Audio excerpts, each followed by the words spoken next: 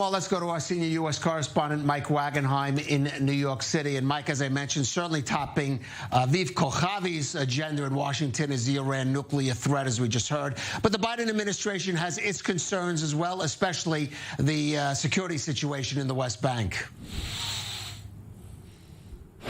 Yeah, it seems to be a topic of conversation now, no matter what the level of official meetings are at this point. The Biden administration, whether it's the State Department, the Pentagon, coming out of the White House, the National Security Advisor's Office, wants to talk about, as you mentioned, the deteriorating security situation, the increasing violence in Judea and Samaria, the West Bank, the potential collapse, not only that the Americans fear, but the Israeli military reportedly fears about the Palestinian Authority and the lack right now of leadership and stability coming out of the presidential palace there in Ramallah. So a topic of conversation there with Kokhavi between he and National Security Advisor Jake Sullivan yesterday. I'm sure it'll be a topic of conversation as well in other meetings that Kokhavi has had or will have throughout the week here to try to maintain some level of stability in the coming weeks, coming months with the Palestinian Authority, maintain that security cooperation so things don't get out of hand. Major topic of concern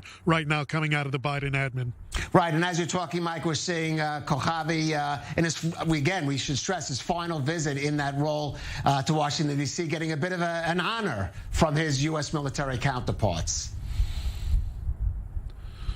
That's right. You know, this is kind of a threefold trip for him. Number one, it's just the chief of staff coming to make sure that everything is in place. It's also a time for him to sort of transition to his successor, Herzl Halevi, and make sure that things are in place, that he's up to date on all the information. But thirdly, yes, it is kind of a farewell tour for him of Washington. He's being feted. He was awarded the Legion of Merit honor by the chairman of the Joint Chiefs of Staff, Mark Milley, yesterday. Very high honor given by the U.S. military, awarded by the Defense Secretary Lloyd Austin, who wasn't there, but it was given in his name yesterday. So he's making the rounds right now. He's going to meet with CIA Director Will Burns on this trip, also meeting with Eric Kurilla, the CENTCOM commander, who was just in the Middle East a couple of days ago, visiting with Israeli officials. So much to talk about here on all angles, but of course, Iran, the main topic of concern. A statement coming out of Kokhavi's office during this trip saying that, quote, it's a critical